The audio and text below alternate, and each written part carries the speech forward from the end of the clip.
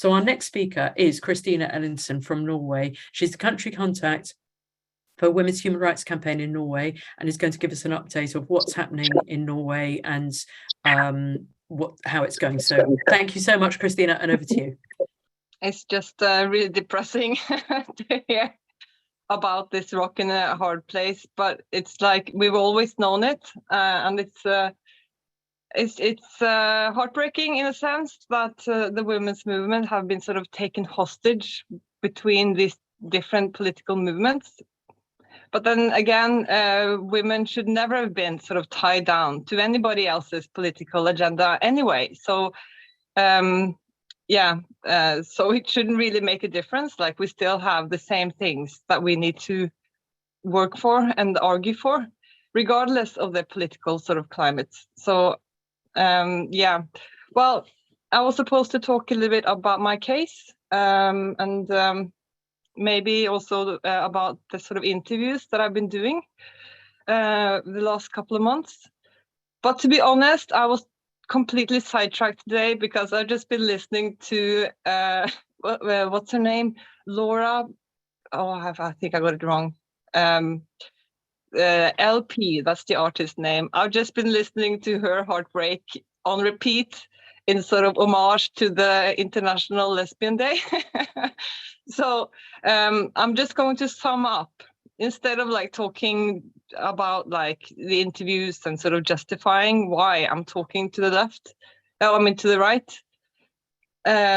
which I have been done, which I've done just both in terms of going on Tucker Carlson, but also I recently did an interview for a German conservative newspaper, which I personally thought was really good. But anyway, I decided, I thought I'll try to sort of list up the progression of gendered identity in Norwegian law. Because it is kind of, I'm just going to go for it. So Norway removed, the first thing that happened in Norway was that trans activists lobbied for the removal of transvestic fetishism to belong in the diagnostic classification of a fetish. So that was the first thing that happened. That happened in 2009, and all of a sudden, transvestic fetishism wasn't a fetish anymore. That brought on a wave of men claiming to be women. And it also brought with it this new vocabulary of trans persons. And then this concept, gendered identity, it started flooding the mainstream media, and then it started flooding like legislation and politicians.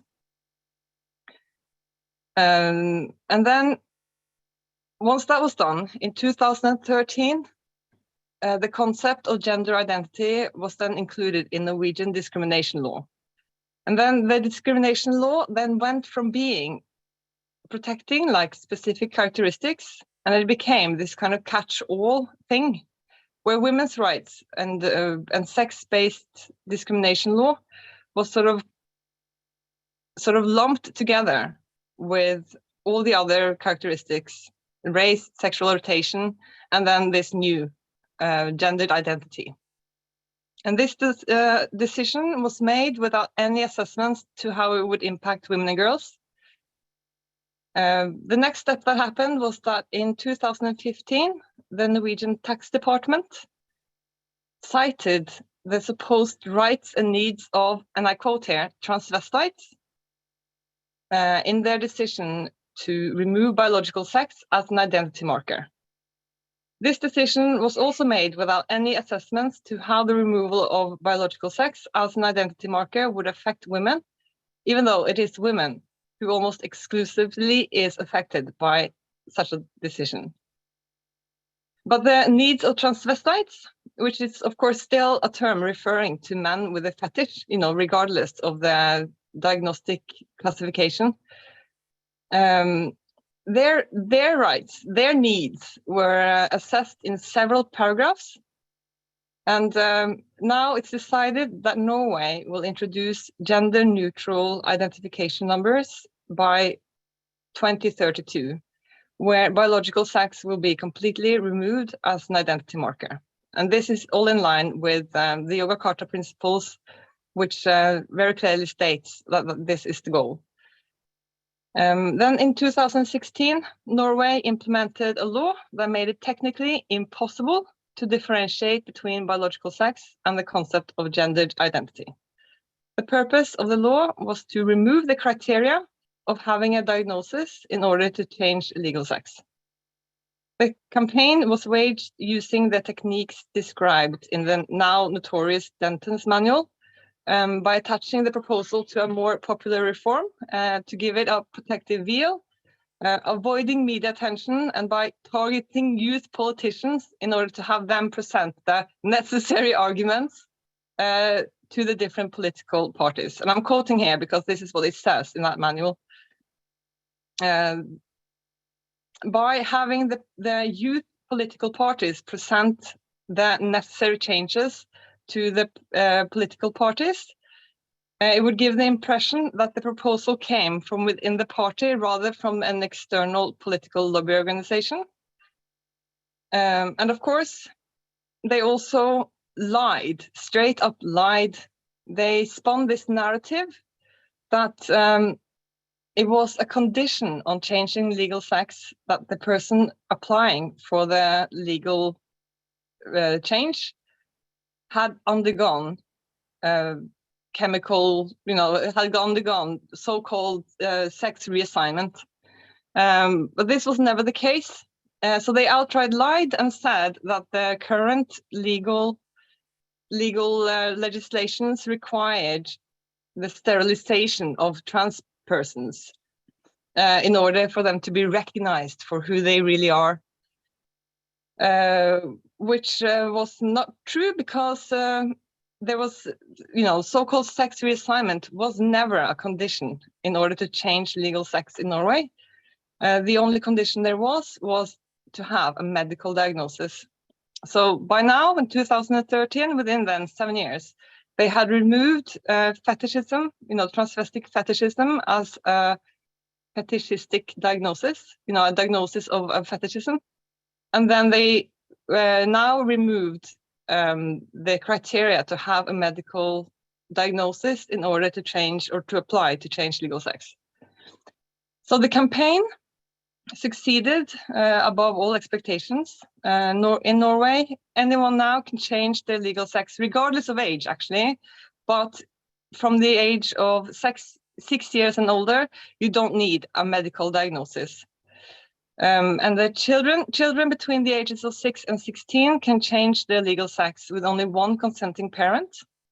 But they can also change the legal sex without any parental consent. By going, they've opened up a loophole for children essentially to do that without parental consent. It's also possible for a married spouse to change their legal sex without even informing their partner, and there's no criteria to have, the spouse doesn't have any rights in terms of, leaving their marriage if they want to. So Norway have the most liberal and the most sort of radical laws regarding self-ID. And there is no system in place for tracking the number of people who change their legal sex. And it's technically impossible to check if a person has changed legal sex based on the new identification number. So in Norway, when you change your legal sex, it's actually processed by the tax department. Your identification number in Norway includes data, well, at least now it does. It includes data on sex and age. So female is denoted by an even number and male is denoted by an odd number. So basically, when you change your legal sex in Norway, you're given a new identification number, and there are no sort of technical way of checking if a person has changed, has gotten a new identification number. And it's also impossible to confirm whether or not the variable sex is referring to sex or if it's referring to this concept, gendered identity. The law in 2016 was also passed without any assessments on the impact it would have on women's rights. The year following the implementation of self-ID, the number of women reported for rape more than tripled. But the change in the definition of the variable sex was never addressed. And it's also technically impossible to accurately verify the sex of these women. And then, so following this was in 2016. And so we're already seeing like this just repetitively and systematically women's concerns, like the just even thinking about women and their existing rights and the impact these massive changes to the variable sex will be having for women. It's not considered once. I mean, they've considered transvestites, but they never considered women. So then in 2020, the concept of gender identity was proposed to be included in Norwegian criminal law, and in particularly into the hate crime laws. And by now, I've been made aware of trans activism. So this is autumn 2019. And by now I've been made aware of trans activism, and the intensely misogynist and homophobic nature of both their demands and their tactics. And I've also been made aware of the growing movement of women who are voicing their protests and who demand that this erasure of women's sex-based rights needs to stop. So I went to that hearing on behalf of Women's Declaration Norway. And then I told them that if they passed this law, it was guaranteed that women would start being reported to the police for hate crime, simply for having an objective understanding of biological sex. Because as we all know, biological sex has been declared hateful and a colonial bias, which, nonetheless, the law came into effect in 2021.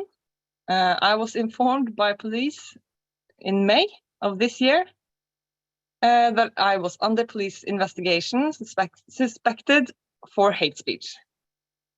So the alleged hate speech includes every single interaction I've had since the law came into effect, that I've had with an employee at the leading LGBTQ lobby organization in Norway. This employee is a man who claims to be a lesbian mother, and his job is to be an advisor on gender and sexuality. So he reported every interaction we'd had for an entire year since the law came into effect. And then when police opened investigation, he also included a TV debate that we had.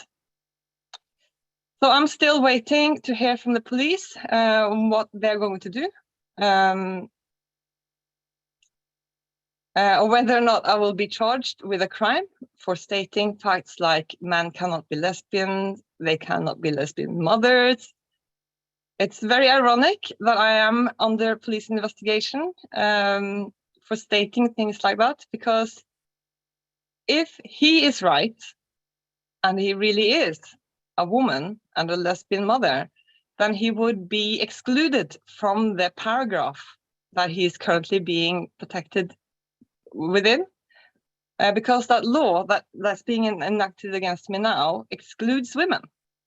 So I think that's ironic. I think that's one of the biggest proofs that this man is in fact a man, because if he was a woman, he wouldn't have protection in it. And then it's ironic because if he is what I say he is, which is a man who claims to be a woman, he would in fact be protected by the paragraph. But then, of course, I would be right. And so is that the purpose of this law, to make reality criminal? So, yeah. No, that's essentially what I've been, I just wanted to summarize. This is like the progression of how these laws were introduced in Norway. And like I said, today I've just been listening to this song on repeat. It's got this brilliant line, you know, smoke him if you got him, because it's going down, and it's really going down. But I just think that song, I'll have to give you a link. Maybe somebody, if you know which song I'm talking about, can put in the name. Is it Laura Pergolesi? LP. The song is called Lost on You. And it's just such a great demonstration of women who's just doing what they know, like they performing with their talents, like with this kind of, you know, it's just beyond doubt in a sense. You know, when women can just be truthful, it's just beyond a doubt. I just thought this song is kind of, in a sense, reminiscent to this movement, because that tune has been listened to, like, I think 1 billion times. It's 6 years old, but still it somehow managed to evade like mainstream attention, which I feel is like, you know, a little bit like our cases as well. Like it just evades mainstream attention. But if you speak the truth, it's a lot more. It demands a lot more effort to keep up lies than it does to speak the truth. So I'm just kind of banking on that, really.